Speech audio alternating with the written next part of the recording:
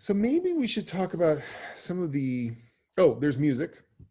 If you hit manage audio, and I go over to tracks here, there's all these choices. Tabletop audio is one of them. And you can find some things that you think, oh, well, we are kind of in a Barovian, well, it's not really a castle, but it's a house. So if I hit play on this, we can get a sample of what it sounds like. It takes a few minutes to start to load in, and then we'll get a general sense of it. Oh, that's nice. All right, well, I'm like, I like that one. I'm going to go ahead and add it to my game, and there it is. Now that's super freaking loud, right? So one of the things you can do is just remind people that they have a master music volume level, which can be adjusted down. I don't know if my adjustment affects everybody's as the GM or not. But once I've adjusted that, if I want music to be playing and I want it to be on a loop, oh, there you go. I believe you played it. I did. I can hit that little, the little Ouroboros arrow thing and play it. And now it will play and it will loop once it gets to the end. So this is just like a nice bed for your 4-hour session. Yeah. And if it becomes super annoying for people, you blank it out. You can even set on your page toolbar, if you were in like the Barovia map with your players, and then you move them over to Death House, you can, in the Death House, oh, you know what? Sorry, sometimes this happens where if you layer things, they get confused. So I'm moving your little John Scared thing over. Going to page details, play on load Barovian Castle by Tabletop, and it will just automatically start it. Nice. It's an ability you have. And let's see. So, Compendium. So many times people are going to say, I want to cast such and such. This came up the other night. Somebody wanted to cast something and they wanted it to apply to 2 people. I'm like, I don't think it does. You can look up any spell, any weapon, any condition. You want to know what hypnotic pattern does, you can just type in hypno and it'll pull up a bunch of things, including hypnotic pattern, and it'll tell you everything you need to know. So you always have everything right there at your fingertips. If you want to know what it means to be restrained, conditions restrained, and there you go. And it will even, link to things as such. Talk a few character sheet things if people are interested. That'll be in your journal. So in looking at your character sheet, there are certain things that you might want to have extra for. Like for instance, I made something for you for, let's say there's something where you can get +4 to your AC and it can last for a while. And we don't feel like constantly manually typing in +4 to your thing. We can add these. So like add a mage armor character. So like the example of that. Yeah. Exactly. So we can always add these AC modifiers with a little plus thing there. And we're going to call this one magic armor, which isn't a thing. And we're going to make it +4. It's pretty sweet. And then that's it. And then we just close that little gear button, I think. Tap the gear button. There it is, magic armor. So it's not checked. You're an AC of 17, but if you want to do some special thing that gave you that magic armor, I would just click it and voila, your armor class has gone up by 4. Unclick it, right, down by 4. This is very useful for characters that have bless also. For instance, your saving throws, right? We don't see the global saving throw modifier, but if you go into your little widgety box here, you can just add that on. Global save modifier field. Go back over to core. There it is. Oh, look, they already blessed. Look at that. Yeah. They already knew that that's what I wanted. And so you can adjust that as you wish. I went bloop, and it's told me 3. Let me see if it, that's interesting. 19 plus 1. Oh, that's from the fighting style defense. So all sorts of ways you can fiddle with things. If you want to grant your character something as the DM, like let's say you found, like the text of the module says that you found a, I don't know, sort of answering or something. You go to your compendium here and you type in sword of, let's see what pops up. Sword of wounding. You've gotten a sword of wounding. You just Great. First level fighter with sword of wounding. It's awesome. So drag and drop. So you're dragging it into the character sheet. Yep, you drag it right on top of it, and you know it's working. Here's the sort of sharpness when, as you're dragging it, it says accepting drop from compendium. You release, and voila, you now have the sort of sharpness. Pretty simple, and you can add things to your attacks if you wanted to then use the sort of wounding. Then yeah, you just click has an attack, and then close that and sort of wounding. That's great. So things like with my sorcerer, firebolt is listed as my attacks, and that's because it's checked as an attack. Correct. Exactly. And so when you build your characters inside the Character Mancer, it's pretty smart. It knows that certain spells are attacks and will include them, as you see, attacks and spell casting.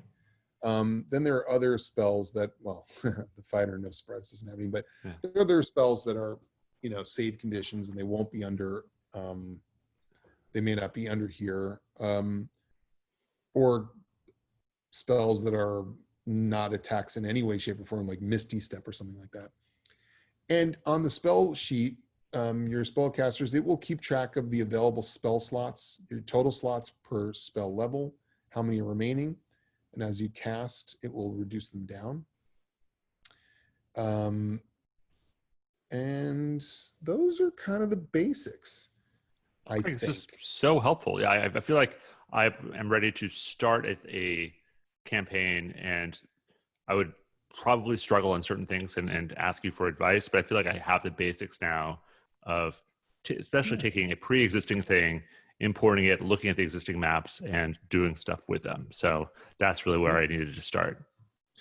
Yeah, and looking up at the clock now, I realize that we've been talking about this for about 2 hours, and that just goes to show you that the like sort of cursory tutorial is just not. It's not adequate, because I went through all the way through the cursory tutorial and I did not fundamentally understand most of it. So I knew that there were layers, and that was the extent of it. And that was the extent of it, exactly. Yeah. So the last thing I'll show you, we're going to go ahead and we'll exit out of the game just by going back to roll20.net. And we'll go to our tutorial. And I want to show you the API scripts for a second. There's that copy game, by the way, in clear chat archive view. So in these API scripts, right now we don't have any installed, but I'm going to go ahead and install one.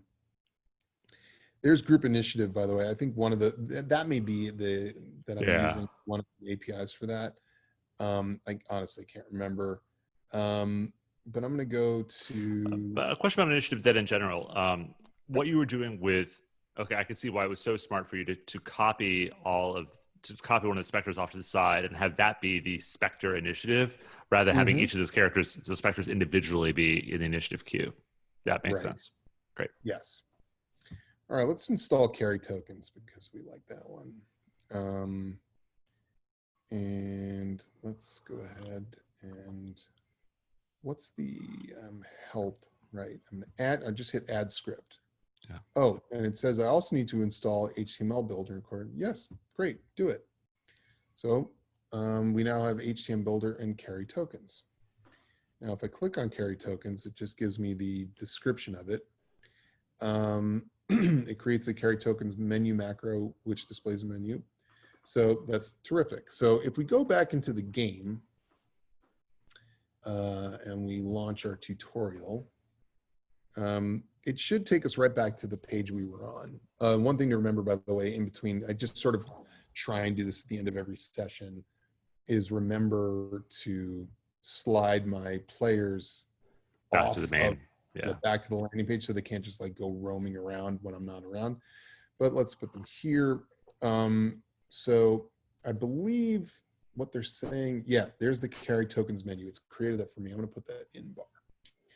So this is what I do have in our game as well. Now, let's say your lovely goblin here wants to also carry a torch with him, which is something that your character does in our game.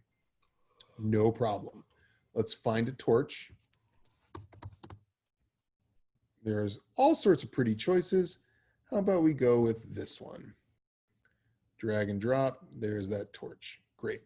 And just as before, we want to make sure that that torch has visible light to everybody. So we just go to advanced, 40, 20. All players see light. Save changes. Great. Now it does.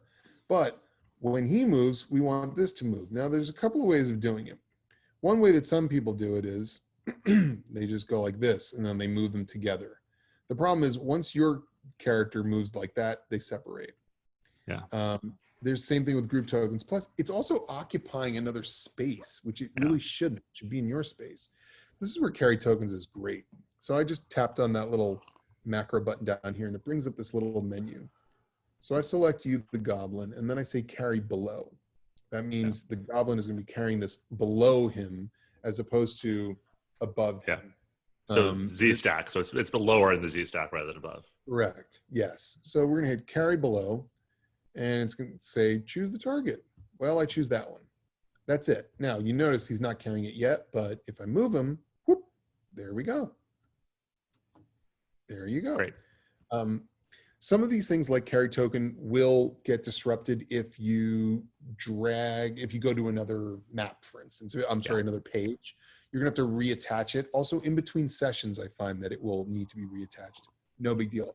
I use APIs to make characters invisible and uninvisible in easy ways. I use APIs to help me with initiative. I use APIs to help me with long rests, short rests, health potions. I just installed one that helps me lock all the characters. So, you know, like in the game we were playing, somebody bumped into a roper. Okay, I can hit lock and everybody stops instead of the DM going, wait, stop moving because something happened 5 seconds ago while you were running. I made macros to give people dark vision. I had one to warg, you know, when you use find familiar, so you can warg into your familiar and then warg out. There's all sorts of them and they're all really useful. Maybe the most useful one, there's one that will automatically center the map to a specific icon that you create and call, I think, start here or something like that, which is great because I just make sure every session that I move that little guy on the map to where you guys ended up. Great. And when you log on, instead of like having to find where you are on the map just whoop, shifts everybody right to it. It's very convenient. So there's lots of things. You check out the forums that Roll20 has. They're very useful. There's an entire thread of tips and tricks.